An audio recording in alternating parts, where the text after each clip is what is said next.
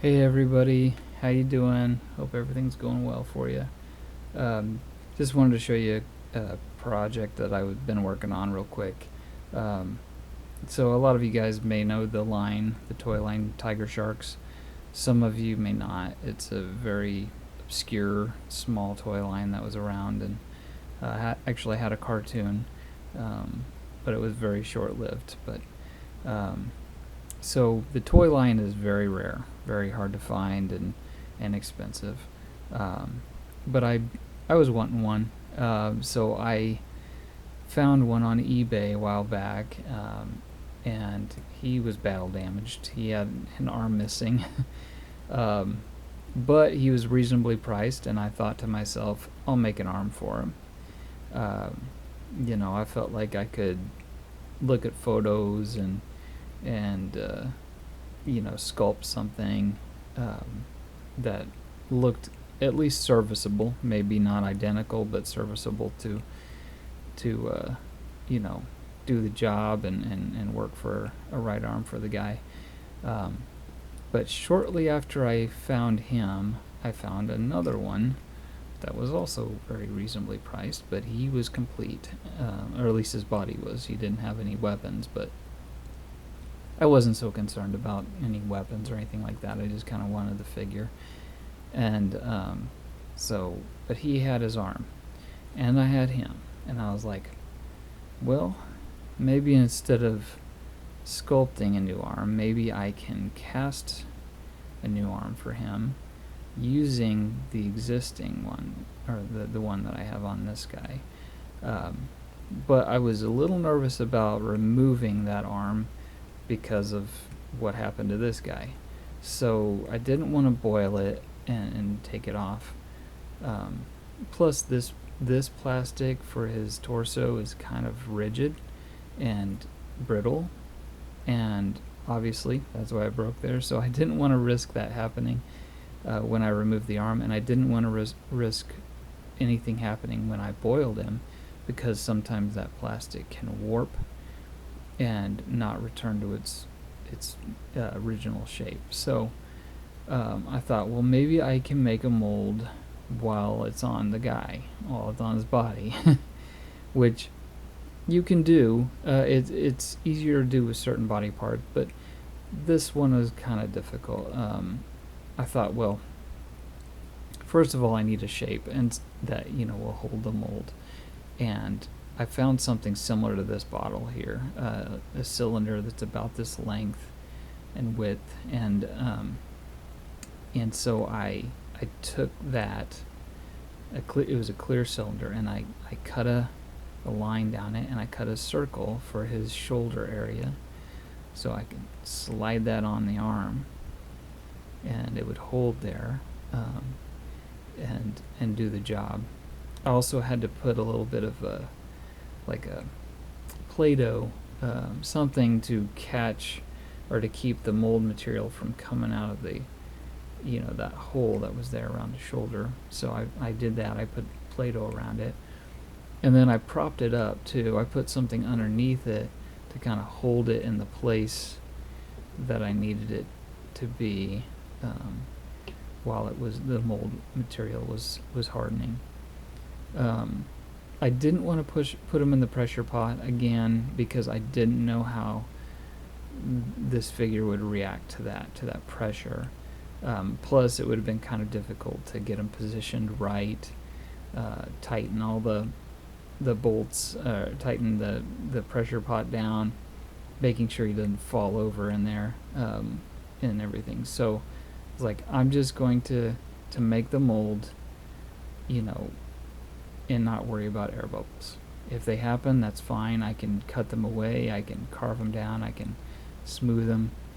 And so that's what I did. And of course, yeah, there were a ton of air bubbles and issues with the arm, but it gave me a good starting point. So once I made a casting from that mold, it took a while to get that mold off. It's really difficult, but I had to be really careful cutting the mold off of his arm, trying to cut along the arm, make sure I got low enough I could pop that out without damaging the hand or anything like that, get it out really good.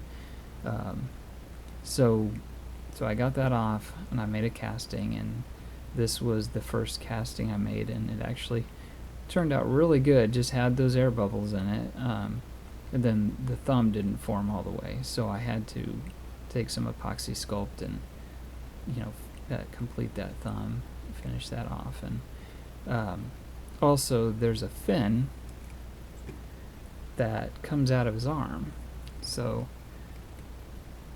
right there. So that was a part of that first mold. I couldn't take it out, take that part out and make the mold. Okay, sorry about that. Camera kind of it fell around. Anyway, so I wasn't too worried about the fin being in there, because I know I could Dremel that out, that area, and I was going to make a separate fin piece that I could put in later, so it would actually be functional. So anyway, so yeah, I finished up this arm, made it all smooth and shiny and nice, and I Dremeled out the inside and made sure it fit on the little peg on his arm, and then I Dremeled out that area for the fin. So, and then I made a new mold of this arm, one that was, so it was going to be a lot better. I could put it in the pressure pot and make sure it turned out right. And so I did that, and I came up with this one. And once I got the color matched, and I think it turned out, pretty good. So yeah, I had this arm, and I made sure the inside was, kind of a mushroom shape, that the peg would fit in there and it would stay on. I didn't have to worry about it popping off. So, I just used my Dremel tool. I had a little ball head Dremel, and I just kind of smoothed it on the inside, drilled away there to make it, make it wider on the inside. And I also went to the peg here, and I made it more of a mushroom shape. I cut away some of the plastic on the inside part there to make it more of a mushroom, so it would really stay on. So that worked really well, and the arm just, it pops on, and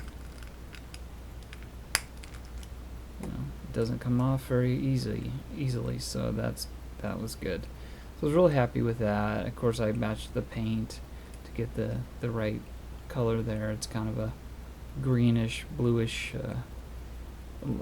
color, really light.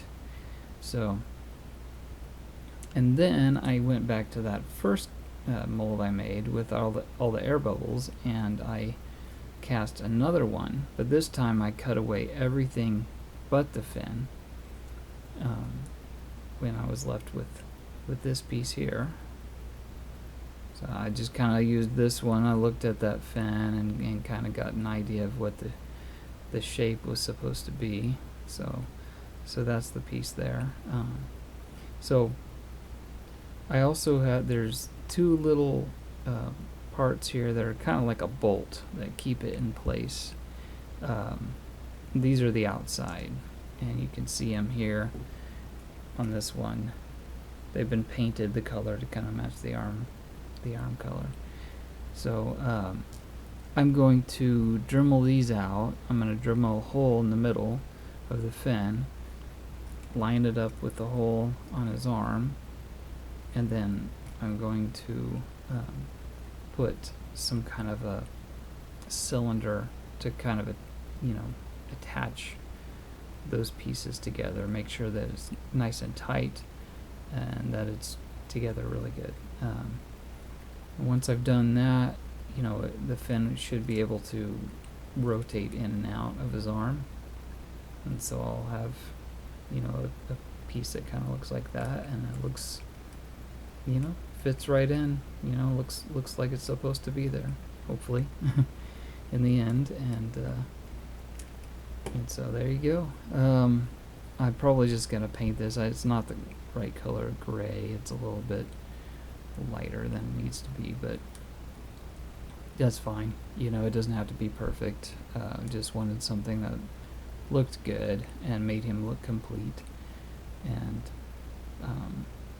you know, it was a good challenge. I could have just turned around and sold the armless one and either taken a loss, or, you know, who knows, I may have sold him for a little bit more, but he probably would have been sitting there a lot longer on eBay, or wherever I sold him, waiting for a buyer that was willing to take on a one-armed man.